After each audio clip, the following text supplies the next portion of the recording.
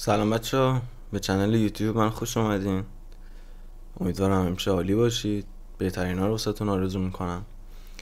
عرضم به حضورتون که مهیار ترک جدید داد، در جریانید. ولی با تو تتلو یا با تو مهیار، کدومش اول؟ میگه اول مرغ بود یا تخم مرغ؟ میفهمی یعنی چی؟ میفهمی یعنی چی یا نه؟ میریم گوش کنیم.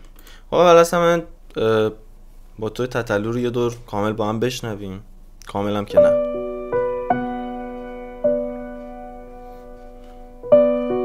خب تتلو که میدونید دیگه استاد موسیقی ایرانه، یعنی تو همه سبکا دست گذاشته، رو همه سبکا و هر جوری که بگی خونده، حرف نداره کارش.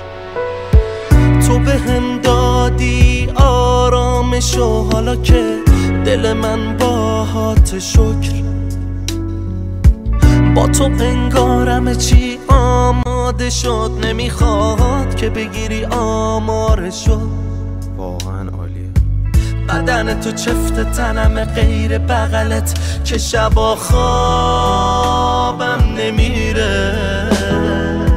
یکیو دارم که فقط مال منه، میخواد با من بمیره. با تو تنها نمیپرم، با حتی یه آدم ناتو. هر جا نمیدم دست احدیاتو، فردا نمیگیره هیچ کسی جا تو از ما. با تو نمیپرم، با حتی یه آدم ناتو. 100% این ترک رو خیلی گوش دادین خیلیاتون و قابل مفهومه دیگه، قشنگ مشخصه. یه فلوی خوشگل، یه فلوی احساسی و عاشقانه و واقعا آدم توی این موزیک غرق میشه. واقعا من عاشق این موزیکم. حالا بریم با تویی که مهیار جدیدن داده رو گوش کنیم. مهیار که یه دور از تتلو قبلا اسکی رفته بود، یعنی قشنگ واضحه که از موزیک جهنم تتلو که میگه تو اصلا با هم بد شو، همه روز و شبای منو زهر کن، یه همچین فلوی بود که از فلوی تتلو اسکی رفته بود، از موزیک جهنم، که میگن ندارم حوصله گردش، اونی که دوستش داشتم رفتش. ندارم حوصله گردش، اونی که دوستش داشتم رفتش. و که قبل از اونم فکر کنم مهراد جمع اومد از این فلو. نداره دیگه، والله این نامردیه. اینو گوش کنیم ببینیم مهیار چه کرده.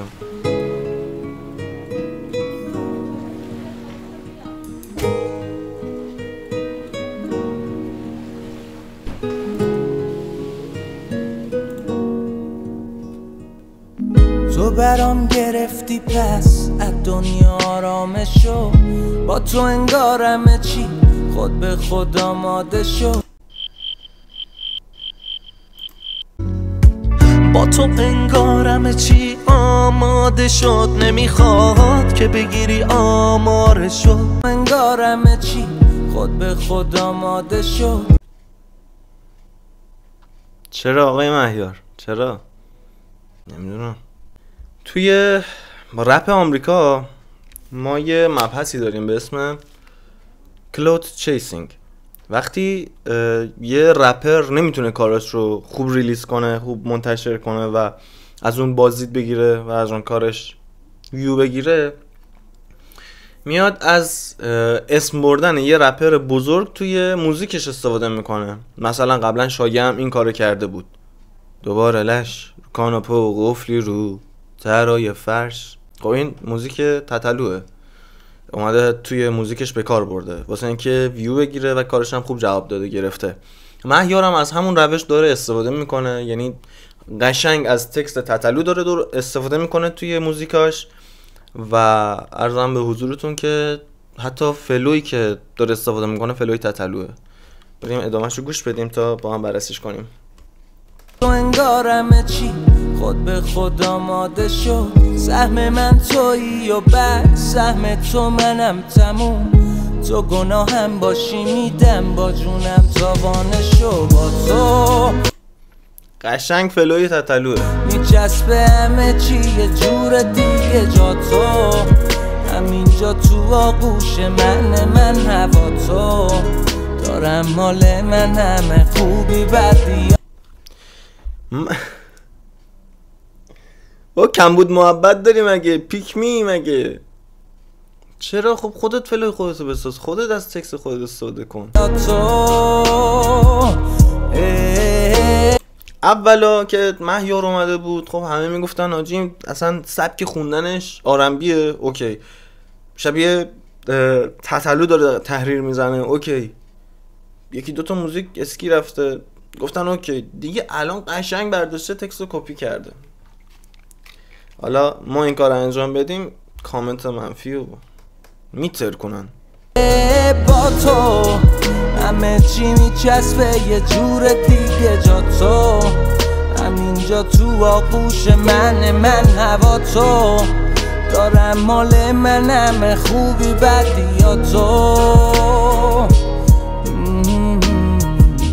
منو چی؟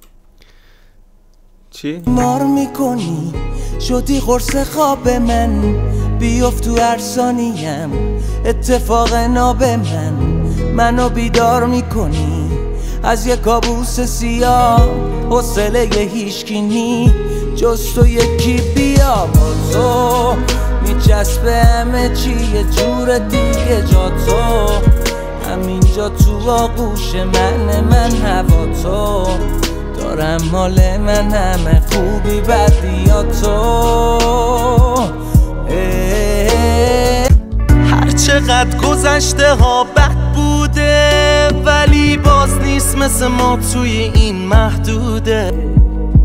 جز تو یکی بیا. با تو قرص خواب من بیفت تو هر ثانیم اتفاق ناب قشنگ اون نوتایی که میزنه، یعنی رو نوتایی که داره میخونه، یعنی دست کمی از فلویی که تتلو رفته نداره. نگاه کنیم. هم با تو انگار همه چی مطلوبه. ببین چقدر مرام و معرفت خوبه. چقدر مرام و معرفت خوبه.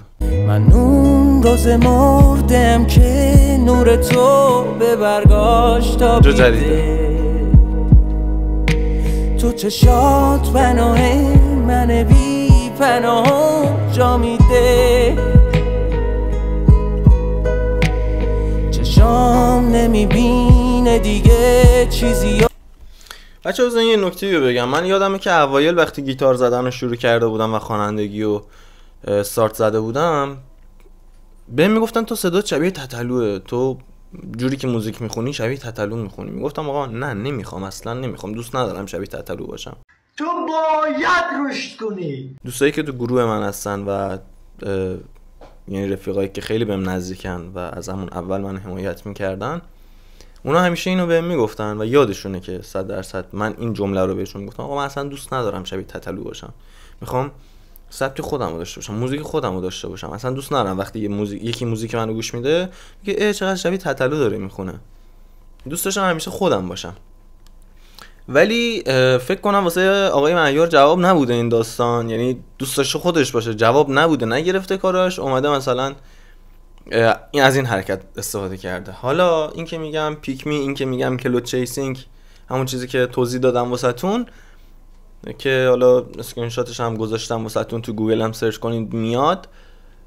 اینجوریه که یعنی رفته توی این کار جواب نگرفته و الان داره از این روش استفاده میکنه. حالا یه حرکت دیگه هم زده بودن، اینو شایع. حالا من طرفدار تک به تک تکستای شایعم، یعنی طرفدار خودش نیستم، چون یادتون باشه مثلا خیلیا راجع به تتلو هم اینطوری میگفتن که ما موزیک تتلو رو دوست داریم ولی شخصیتش رو نه. که تتلو اومده بود یه ویدیو گذاشته بود که آره یعنی چی ما موزیک تتلو رو دوست داریم شخصیتش رو دوست نداریم، مگه شخصیت من چمه؟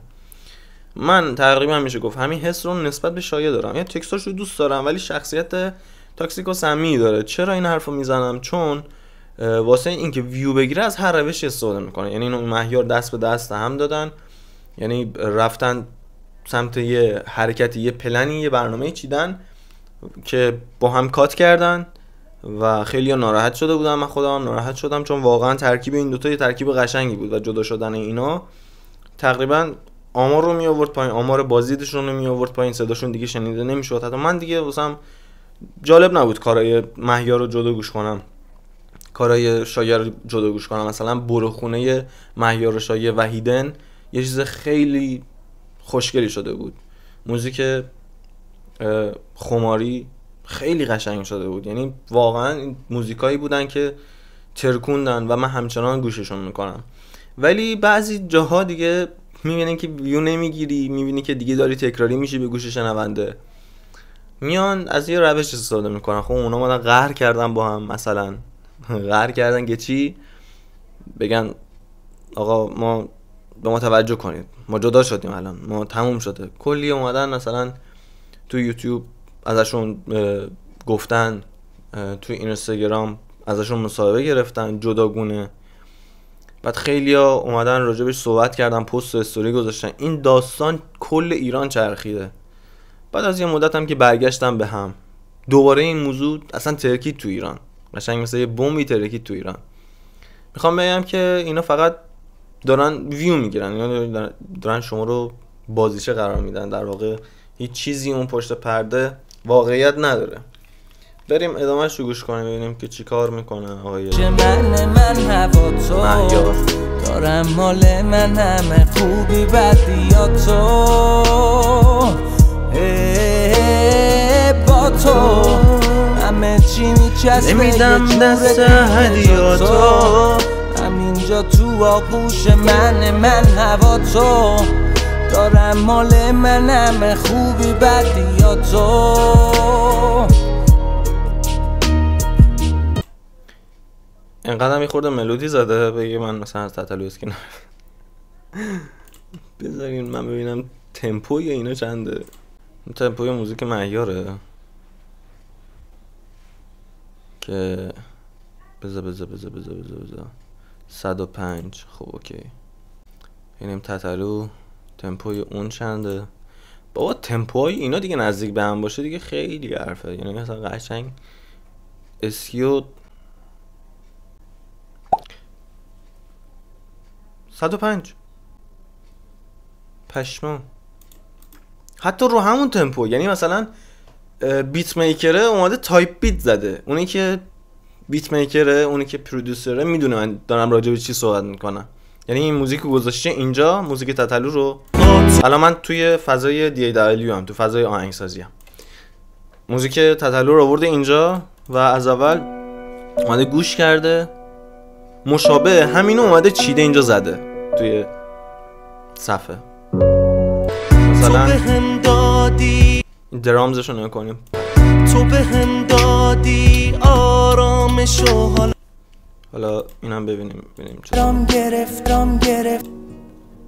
تو برام گرفتی پس ادون. دقیقا همونه، فقط جنس صداش فرق داره. نکن برادر نکن.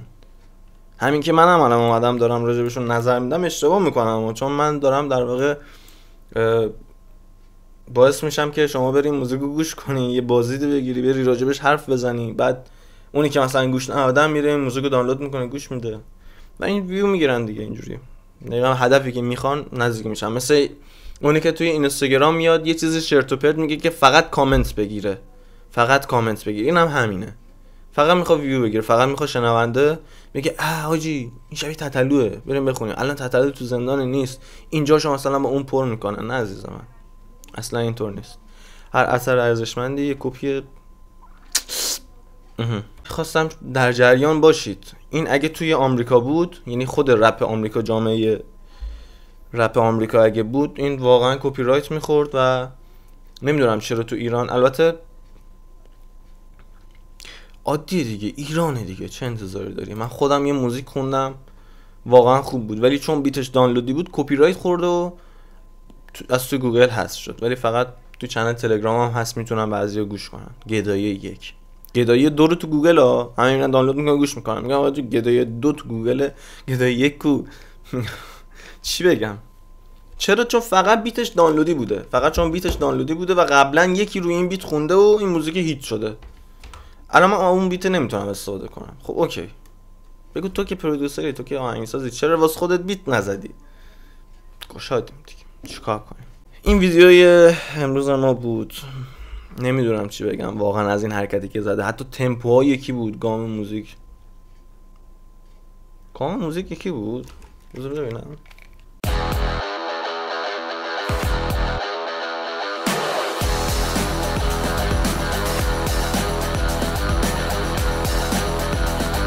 نه گامشون خدا رو شکر یکی نیست، گامشون فرق داره، ولی قشنگ همه چیز یکیه دیگه. قشنگ اصلا همه چیز کلا کپیه، کپی برابر با اصل.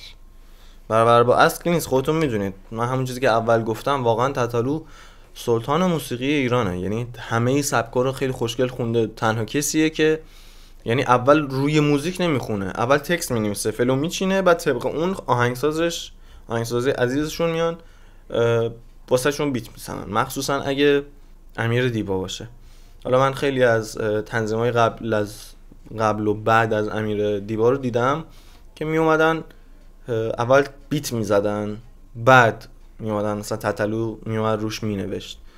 ولی در کل وقتی امیر تتلو و امیر دیبا کار میکرد، اول تکستش رو مینوشت و بعد می اومدن روش یه ملودی میذاشتن، یه بیتی میزدن. خود امیر تتلو اونجا بود، خیلی از شعرها و ملودی‌ها یعنی با هم مچ میکرد، خودش مچ میکرد واسه خودش. و این خیلی، اونی که این کاره باشه میدونه من دارم چی میگم، خیلی هم سخته و خیلی هم زمان بره، ولی خب انگار که واسه این کار ساخته شده بود. این بود از این ویدیوی امروزمون. اگه خوشت اومد سابسکرایب کن و این ویدیو رو هم لایک کن. در حال دیگه واسهش زحمت کشیده شده دیگه، درک کنید. مرسی، خداحافظ.